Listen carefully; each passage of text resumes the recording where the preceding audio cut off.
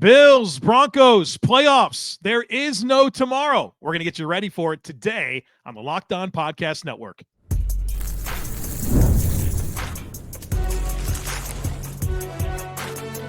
You are Locked On NFL Crossover, part of the Locked On Podcast Network. Your team every day. Welcome into this crossover Thursday episode of Locked On Bills and Locked On Broncos. We are proud members of the Locked On Podcast Network, your team every day, and we're thankful for our everydayers, those of you who make us your first listen and never miss a single episode. Today's episode is brought to you by Prize Picks. Download the app and use code LOCKEDONNFL to win $50 instantly when you play $5. I'm Joe Marino, host of Locked On Bills, joined by Sayre Bedinger, the host of Locked On Broncos. We're here to get you ready for the super wild card round matchup between the Bills and Broncos in Orchard Park Sunday afternoon. We'll give you the path to victory for both sides. We'll talk Bills storylines, but I want to start with the Broncos storyline. Sayre, let's get right into it. I'm sure Broncos country is excited. Denver breaks its 9-year playoff drought. Now, listen, I know about a 17-year playoff drought, so not quite the same, but 9 years. Welcome back to the postseason. Denver's got an A-list head coach. They've got a great defense. They got a bright rookie quarterback in Bo Nix. I want to start with Nix. How would you sum up his rookie campaign? Where has he impressed? And where are the biggest areas that you're looking for when it comes to growth? I think to sum up his rookie campaign, Joe, I'd have to say just awesome. I mean, Bo Nix has been more than anything that anybody really expected going into the season. I think maybe some Oregon Ducks fans, maybe some people who loved him at Auburn thought, oh, yeah, he's going to light it up at the NFL level. But not many people that I talked to thought he was going to light it up at the NFL level. And he's surpassed all expectations.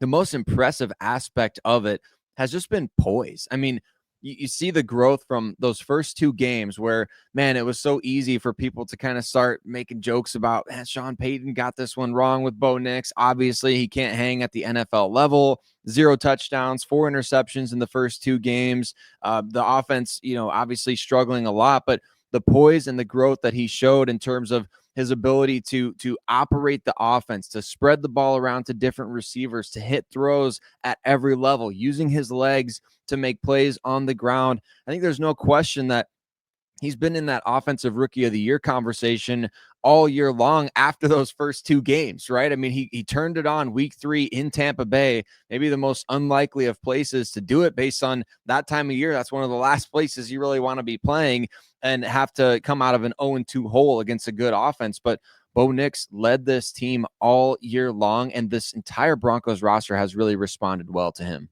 Yeah, obviously very impressive, and it's hard to quickly change narratives, right? Everyone wants to have the hot take right away, define everyone's career immediately, but players improve. I think both sides of these fan bases have enjoyed a lot of good player development for their teams, and Bo Nix, yeah, like you mentioned, a couple of rough starts to begin, but that didn't define his rookie season. Obviously, he got himself, right into that conversation with Jaden Daniels to be the rookie of the year. How about growth areas? I think you watch Bo Nix, you see, a playmaker, right? An instinctive guy. I think the offense is well suited for him. I think there's a good mix of, hey, screens and let's get the ball out, let's move the pocket, but then also plenty of, hey, go make plays, and he does. And so there's a lot of good with Bo Nix. Where are you looking for the growth when it comes to him? Well, I think moving past this season, it's really going to be working on, can we get the timing down on some of these deep shots? I mean, ironically, the one guy he's had trouble connecting with this year has been Troy Franklin, his old Oregon teammate. And we've seen a number of mistimed deep balls between those guys, but over the course of the year, I mean, there's been some fantastic ones like we saw this past weekend or a couple of weeks against Cincinnati, and even before that against Cleveland, the Marvin Mims play. So we've seen some big time hits. Can those be more consistent throughout the course of the year? I think there's times where Bo likes to kind of jump out of the pocket before stepping up into it, because the Broncos pass protection has been awesome this season. And so to step up into a clean pocket, to trust your O-line and to hit some of these passing concepts that Sean Payton has drawn up. Now, has he done bad at that all year? Absolutely not. But there are times when you watch back and you're like, man, he maybe left a little meat on the bone here or a little meat on the bone there. And nobody's going to be more critical than him, which has been nice to hear after games. He's come out and said, I should have hit these 2 plays to Franklin, or I should have hit this pass play that I threw an interception, or things like that. So accountability's been there, but there are areas for sure that he can grow.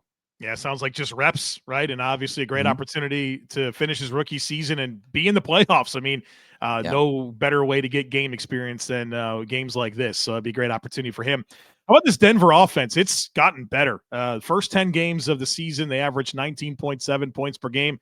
The last 7, 32.6. That's a healthy sample size. I know people want to poo-poo at it because they didn't play all the greatest defenses in the world. I got news. Bills defense isn't that good either. What did you see here? Is this a quarterback that's grown throughout the course of the season? What's factoring into how this offense has just become so much more productive here in the second half of the year? Well, I think it does start with Bo Nix. I mean, like you mentioned earlier, kind of just out there making plays and running the offense. It's been, I know we say that and it's like, well, what does that even mean? Well, a lot of times folks want to look at the passing chart for Bo Nix that gets put out every week from Next Gen Stats or whatever and be like, oh yeah, look at all these passes near the line of scrimmage. The reason why that's happening is because the Broncos haven't run the ball very well this year. And so they're utilizing the short passing game as kind of an extension of that running game to try to get something going after the catch. We saw that again when they played the Chargers, Jesse Minter's defense.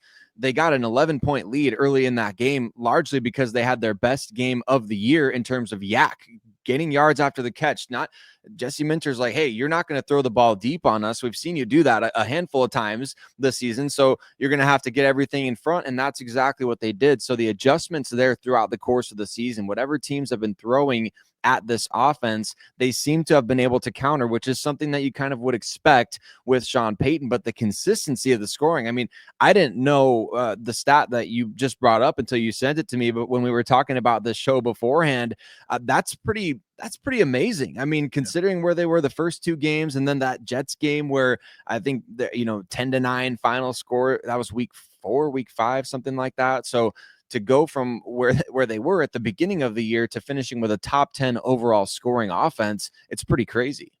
Sayre, let's go on a Vance Joseph journey, and I hope that you can help me here. And I know that Denver fans have been through an absolute journey with Vance Joseph, former head coach, now defensive coordinator, which that's just got to be a little bit weird. But obviously it's working because this defense is really, really good. So Vance Joseph, I followed his career for a long time, obviously spending time in the AFC East with Miami, and then he just keeps getting opportunities. But what I would say is that, like, metrically, his defenses haven't been good until this year. And I'm like, oh, that's what everybody's seeing in Vance Joseph. He's really maximized what he has on this defensive roster. So what's going on here? What's up with this defense? How has Vance Joseph really gotten everything out of it? And then just maybe you can apply that to this matchup on Sunday against Josh Allen and company. It's really been the pass rush, everything feeding off the pass rush. Plus, you've got a pretty good player out there in Pat Surtain at the cornerback position that makes life easier on your pass rush as well. Just to know that, man, we can send extra. And Vance Joseph blitzed more than most defensive coordinators this year. So I think that's been his calling card this year, is having a front 4 that can get home easily, pretty consistently, with Jonathan Cooper, Nick Bonito, Zach Allen, and then whoever's out there between John Franklin Myers, Malcolm Roach, DJ Jones. Those guys are able to get home with 4, but then the way that they're able to get after the quarterback with 5, 6 guys, sending defensive backs on blitzes, sending Cody Barton, Justin Sternad from up the A gap. They've done so much of that throughout the course of the year. And I think that's the biggest issue they've given opposing offenses, and maybe for the Bills this year, in this game in particular, is to say, okay, our blitz package, you've seen it on tape. It's all out there. Vance Joseph acknowledged that a couple weeks ago. All of our tape is out there, warts and all. So now what do you do with that? When we put Justin Sternad, Cody Barton in the A gap, and then we drop all but 3 guys, what do you do with that? And how do you adjust? That's been a huge advantage for him this year, is just confusing the opposing quarterbacks as much as possible. Although it hasn't always worked out, little feast or famine at times. Let me sneak one more in here about the Denver defense. It's been great. The dominant defense this year. There's been some letdown games, including a recent stretch later in the season. When it's not clicking, What is at the root of that? And like, what concerns do you have going up against Buffalo on Sunday with Denver's defense? There were two primary reasons for the letdowns late in the season defensively. The first one being the injury to Riley Moss, which caused the Levi Wallace game against Cleveland, where Levi Wallace, Levi Woo! Wallace, y'all know Levi Wallace, so giving up almost 500 yards to Jameis Winston, that caused the Broncos to throw Chris Abrams-Drain in the mix. And then against the Chargers, they just had so many lapses in coverage. Sean Payton saying 5 or 6 free runners at times against Justin Herbert, who's going to feast on that kind of stuff. So you had lapses in coverage, communication between the safeties and linebackers. You had the Riley Moss injury. And I think all of those things contributed. Plus, you go up against the buzzsaw that is Joe Burrow, T. Higgins, Jamar Chase. Those guys are going to get theirs and have theirs on any given weekend in the NFL season. So that's been the tough part down the stretch this season. And then the big play has occasionally burned the Broncos, as we saw against, the Colts almost got off to a 27 lead in that game. The big play has been a bit of an Achilles heel at times for the Broncos this year too. All right, that's the big stuff with Denver. We're talking Bills on the other side of it, folks. Be sure to stick with us. I love going to events, whether it's sports, music, comedy, theater. And one of my favorite memories this past year was attending a concert. The energy, the excitement, it was unforgettable. Now, Game Time has made it even easier to get tickets for your favorite events with their new feature, Game Time Picks. This feature filters out all the fluff to show you only incredible deals on great seats, so you don't have to waste time searching through thousands of tickets. Recently, I was actually looking for some tickets to an upcoming concert using Game Time. And with Game Time Picks, I found an amazing deal, and I could even see a view from my seat before purchasing. The super deal was particularly impressive, offering great seats at unbeatable prices, plus the app's all-in pricing shows the total cost up front with no surprise fees at checkout. Take the guesswork out of buying tickets with Game Time. Download the Game Time app, create an account, and use code LOCKEDONNFL for $20 off your first purchase. Terms apply. Again, create an account and redeem code LOCKEDONNFL. That's LOCKEDON NFL for $20 off. Download Game Time today. What time is it? It's game time.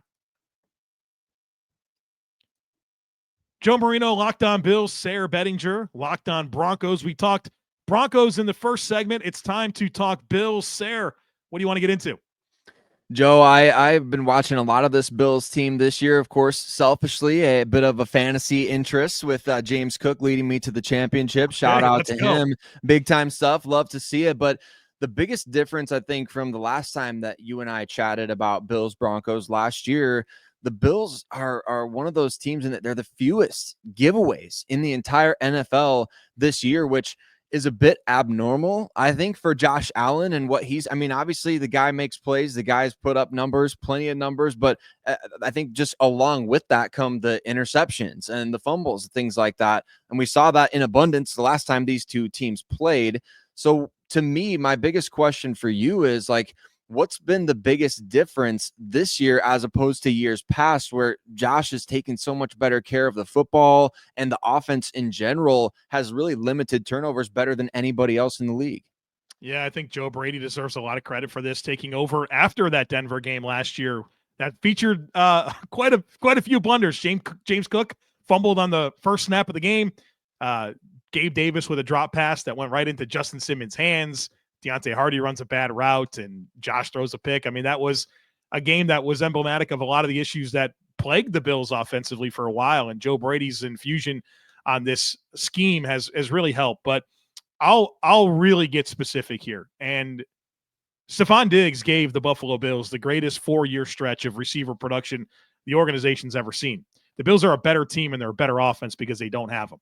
And what it really comes down to is Josh Allen has freedom to operate. It's no longer worrying about 14 and how many targets he's going to get and if he's happy and how he's reacting to everything. Josh Allen has the freedom to go out there and just run the offense, read the defense, go to the smart right place with the football. And that's been huge. And I'll double down. It's not just the departure of Stefon Diggs that has made this offense better. It's also Gabe Davis. There's been an absolute lie out there that people believe that Gabe Davis is a legitimate number 2 receiver in the NFL. And the Bills tried to validate that for 3 years. And it's just not who he is. He's not a volume guy. He doesn't separate quickly. He doesn't give you yards after catch. He's a guy that has size and ball skills down the field that you can launch it to. That's not a volume receiver, Sayre. And I think those guys being gone and leaning into this everybody eats mentality where no disrespect to Patrick Surtain. He's the best corner in the NFL. He's somewhat minimized in a game like this because the Bills don't have a number one receiver. Who are you going to take away? It doesn't matter, right? And I think that's what it comes down to is this offense isn't about any one player that's not Josh Allen. He has freedom to operate. They're versatile with their skill sets, and Joe Brady has really organized this in a way that allows Josh Allen to just go out there and execute, not worry about making sure that Gabe Davis is validated as a number two or making sure that Stefon Diggs gets his production and Josh Allen can just do the smart right thing with the football. I couldn't agree with you more. And I've enjoyed watching that aspect of Josh Allen's game and the evolution of that, and to continue to give Joe Brady some of his flowers here. I think specifically leaning into this James Cook storyline, as he's had just an incredible season for the Bills. Statistically speaking, very similar numbers to what we saw last year, other than the huge spike in overall touchdowns. So I don't know. I kind of teeter between, like, do you go back and look at some of the stuff that we saw from, Joe Brady when he was at LSU, Joe Burrow spreading the ball around to everybody eats mentality. What's been the source of the huge spike in terms of the usage of James Cook when it comes to punching the ball in and scoring the football more this year than last year, obviously? Man, imagine Justin Jefferson and Jamar Chase on the same receiver core, man. That was Joe Burrow throwing him the ball in college. In college, come on. Yeah, that's why 2019 LSU is the best college football team I've ever seen. James Cook, man, he's had a great season. And what I think it really comes down to, like you said, the production's similar. In fact, the volume stats were better last year. The touchdown production's off the charts. If Jahmyr Gibbs didn't go out and have 3 touchdowns in that last game, James Cook scored the most touchdowns in the NFL this season. And I think the reason for that is James Cook got better. And that's what it really comes down to. Cook had a good season last year, a lot of opportunity, a lot of volume. But I thought there was 3 areas in particular where he struggled. First of all, short yardage and contact balance. And let's face it, he's never going to be a grinder. He's never going to be, that type of Terrell Davis after contact, right? Travis Henry, there's a mutual Bills Broncos running. He's not that, right? He's 5'11", 195 pounds. That's not what he's going to be. But he's been better after contact because I think his vision has really, really improved. And his ability to set up tacklers and use his lateral quickness. He's been really, I think he put on a little bit of weight in terms of muscle, and that's helped him a lot through contact. That's made him a much better short yardage option. And I think his time on task has led to better decisions with the football. He sees it a lot better. Number 2 is he's really cleaned up the fumbles. Fumbles were an issue for him last year. You saw that in the Denver game. He fumbled on the first play. He got benched, actually came back and had a really good game. He fumbled again and got it back. But the Bills had 192 rushing yards in that meeting last year against Denver, as they were kind of up and down with their run defense at times last season. The Bills kind of got the better of that. And that was through James Cook kind of being benched for a decent part of that game, but also drops. He dropped a bunch of passes last year, and that's cleaned up as well. And so I think that's led to a more confident player that goes out, and he's been able to hit a lot of home runs. He's been able to win in short yardage. And while he's the lead back, it's also a shared backfield with Ty Johnson and Ray Davis. And I think they all work together. They maximize their opportunities, and the Bills have been pretty good running the football this year. They absolutely have. And it's been fun to watch those guys emerge as well. Defensively for this Buffalo Bills team, this will be my last question for you, Joe, and I'll let you kind of vamp on this as you will. I know that the Broncos have struggled this year against the best teams that they've faced off against when it comes to, teams with winning records, things like that. It's been a big storyline. I look at the Buffalo Bills this year. 28 points in the first game of the year against Kyler Murray, 35 versus Lamar Jackson and the Ravens, 23 against Houston and CJ Stroud, obviously. Then you go down the line, the Rams and Matt Stafford, 44 points allowed, 42 the next week to the Detroit Lions. And obviously they faced off against some great teams this year, some great quarterbacks. So going through this gauntlet of the AFC, I think everybody's expectation is going to be the Bills. They should be getting to the AFC Championship game at worst.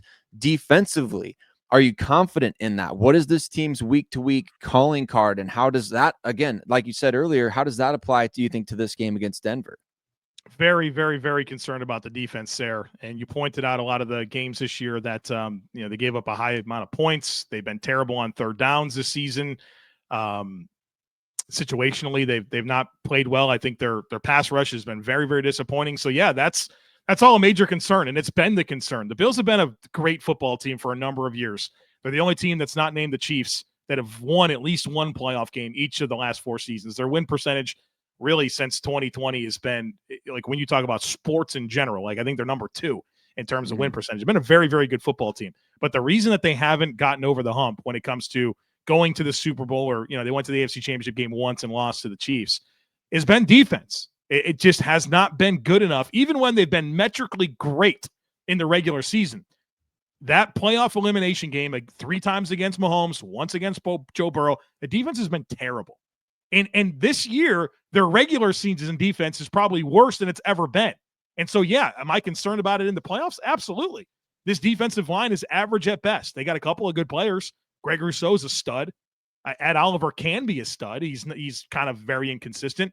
Von Miller has his moments, but there's not dudes out there that are going to go out there and win one-on-one battles like you see in Denver with guys like Nick Bonito, with guys like Jonathan Cooper, and John Franklin Myers and Zach Allen. The Bills don't have a deep group of guys like that.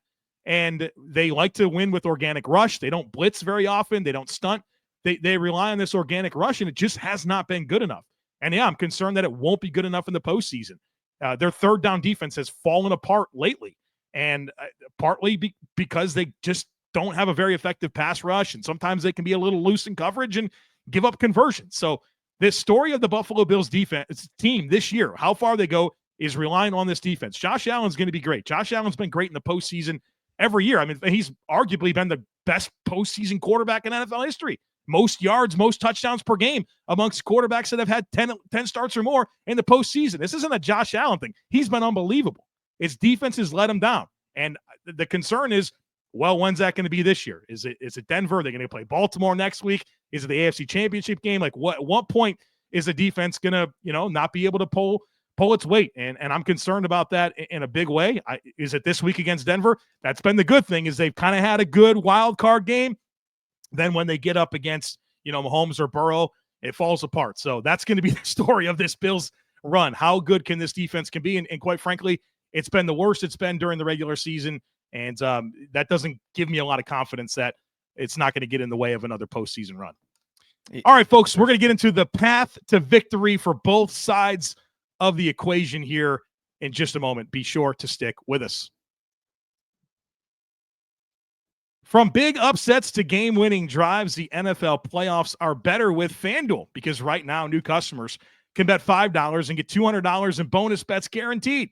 That's $200 in bonus bets, win or lose. And the FanDuel app gives you everything you need to place live bets, same-game parlays, and so much more. FanDuel has so many ways for you to pick up a win. I love betting on which players are going to hit the over on their stat projections, if a team's going to cover the spread. Building parlays, it is thrilling. You can get in on all the playoff action. If you like Denver to cover, you want to go over on the point total. Might have been a little low, in my opinion. You can check all that out over at FanDuel. And not only can you bet on who's going to win the game, but FanDuel has bets for which players will score a touchdown, how many points each team will score, and so much more. Just visit FanDuel.com to join today. You'll get started with $200 in bonus bets. That's FanDuel.com. Make this playoff season unforgettable with FanDuel, an official sportsbook partner of the NFL.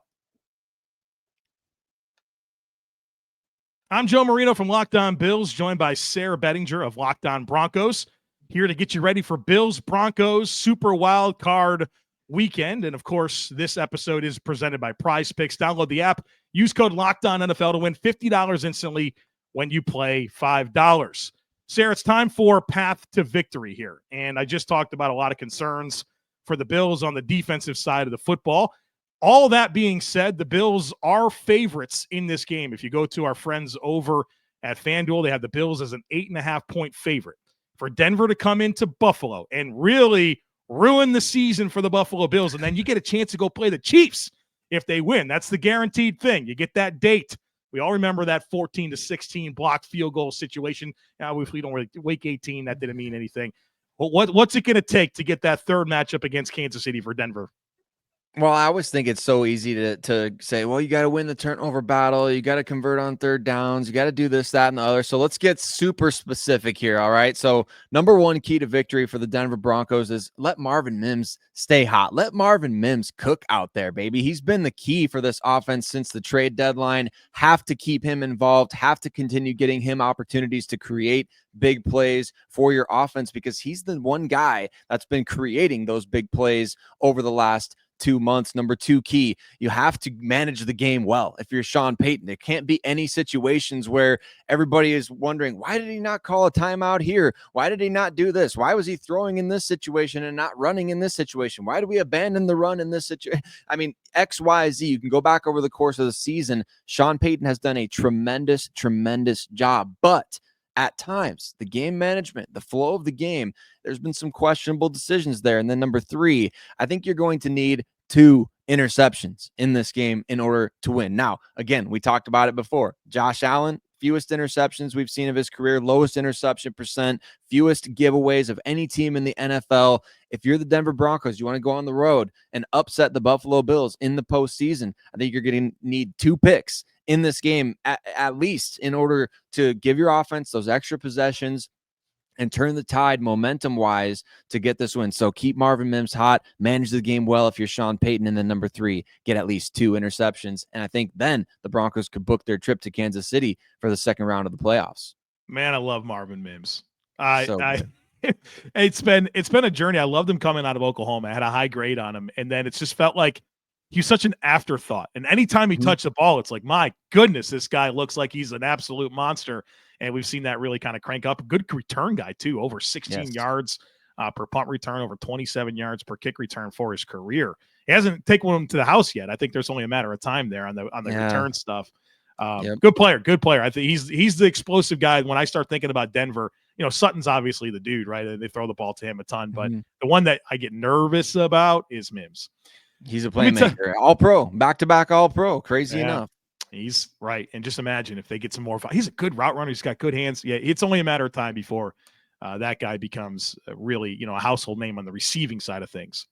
All right, for the Bills to avoid everything that you just talked about. And let me say this. If the Denver Broncos win this game, go beat the Chiefs.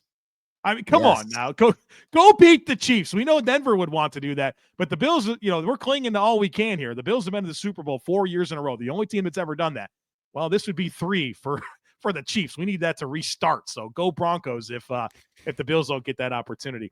My keys for Buffalo to beat Denver on Sunday afternoon. Number 1 is pass rush. Every playoff elimination game that I've watched with the Bills, and there's been more than I want to admit here over the last several years, their pass rush doesn't show up. They have 2 sacks in those 4 elimination games since 2020. And I don't have a lot of confidence. And so in the pass rush, how can Sean McDermott and Bobby Babich maximize what they have? Well, like you mentioned, Denver's pass blocking has been terrific all season long. Veteran offensive line, plus starter in Bowles, maybe the best guard in the league in minors. McGlinchey, Powers is a nice free agent signing. Wattenberg's really emerged as a center there. I don't think the Bills can go into this game and just say, hey, our 4 versus your 5, let's go beat them and get to Bo Nix. I don't think that's going to work. They got to come up with the right pass rush plan, whether that is sim pressures, blitzing, stunts, all kinds of – you got to do whatever it takes here to affect Bo Nix, because you look at his metrics, they're great across the board. Like every quarterback, the metrics go down when they're pressured. You got to get pressure on this guy, and it's hard to do it with the way that this team protects and also how they schematically, I think, take advantage of some things with the screen game, with the play action game, moving the pocket. So they help their protection with scheme, and they have good players. So the Bills got to have the right rush plan here, and that's going to help all the third down woes that I talked about earlier. Number 2 is I think you have to have an all-of-the-above approach on offense. The way that this offense is built is everybody eats. You have a bunch of different guys that you can throw the football to, tight ends, backs, receivers, inside, outside guys. Pat Surtain's going to take somebody off the menu. Okay, there's other players that you can go to. You're built for this. This isn't, okay, you're going to Kansas City. They got L'Jarius Sneed. He's taking away Stefon Diggs. You better figure it out. That doesn't matter in a game like this. You have to be able to go out there and take advantage of exactly the team that you've built, that they can't take away that one thing, because there's not one thing to take away. And I think whether that's short passes, the play action game, the screen game, the Bills have been opportunistic there. They have a very, very multiple run scheme. Josh Allen's involvement in the run game, he's like 32 yards away from becoming the all-time leader in playoff rushing yards for a quarterback. There's no tomorrow. This is the time where you empty it all out there and do what you're designed to do offensively against a great Denver defense. And then number 3 is you got to stay good in the red zone. Denver, unbelievable red zone defense. They only allow a touchdown 47% of the time, less than half the time. They're not giving up touchdowns. We watched Joe Burrow. I mean, those red zone possessions were unbelievable in that game. And Buffalo's been great in red zone offense. 72% they score. Josh Allen, probably the best red zone quarterback in the NFL. Can you stay good there where Denver's good? And I think there's a lot of matchups of like good on good. When you think about the Bills pass protection, they've been really good. Josh Allen, the least sacked quarterback in the NFL against obviously the team that not only from a raw volume perspective have the most sacks, but as a percentage of plays, 9% of the time they get a sack, highest pressure rate there. It's good on good in a lot of different areas in this game. But I think in the red zone, you got to score because you've seen this, man. When you watch football and that team's moving the ball, but they settle for threes don't add up like sevens. You got to get sevens instead of threes because that's going to keep the game close. If you can capitalize when you move the ball and stay good in the red zone, this hasn't been an issue, but you wonder in a game like this where Denver's been so good in the red zone, can you maintain that efficiency that you've shown all season long? You do those things, then you get a chance probably to host the Baltimore Ravens next week. And those are the things that exactly have kept the Broncos in games against good teams. Like you mentioned, they're 8.5-point underdogs in this game, which I find interesting because they've only lost one game by more than one score this entire season. It was against the Baltimore Ravens. So going to be fascinating. I think it's got a chance to go either way, blowout or close game, one way or the other. Joe, I think there's some intangible storylines that are fascinating as well, like Josh Allen, the guy, the one who got away, John Elway's biggest mistake, his own self-proclaimed biggest mistake. Now the Broncos facing off against him in their final return to the playoffs after Super Bowl 50. And of course, speaking of Super Bowl 50, I can't not mention Von Miller. And I love the Instagram post that he put out there with the memes that he had, the Vic and Oz from the Penguin. It's just great stuff. How fitting that the Broncos returned to the playoffs for the first time in 9 years since Super Bowl 50. They would be going up against Von Miller, who might be in his swan song. I don't know. It could be. I mean, maybe he plays another year or two, but very interesting, intangible storylines here as well. Yeah, the defensive coordinator for the Carolina Panthers, Sean McDermott. So it's fun. The last time Denver was in the Super Bowl, we see them beat the Carolina Panthers in the Super Bowl. Shout out Cam Newton. Great job recovering that fumble. I'll never forget that. But Von Miller was Super Bowl MVP. I mean, that is crazy to think about this. Two teams that have had long droughts.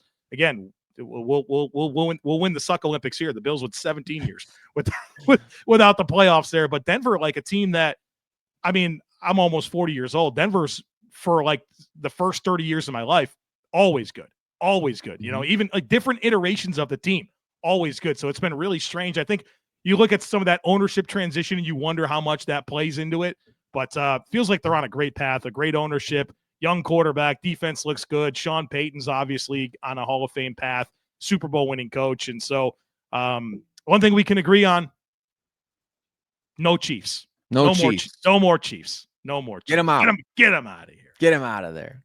All right, Sayre, this has been a lot of fun. Great conversation. Looking forward to the game. And, folks, there's plenty of more coverage coming your way, both on Locked On Broncos, Locked On Bills, before and after the game. Make sure you're paying attention to both podcasts. Check out Sayre and his work. Cody Rourke and him do a great job over on Locked On Broncos. Enjoy the game, folks. As always, we kindly ask that you share, subscribe, rate, and review. Have a great rest of your day, and we look forward to catching up with you again real soon.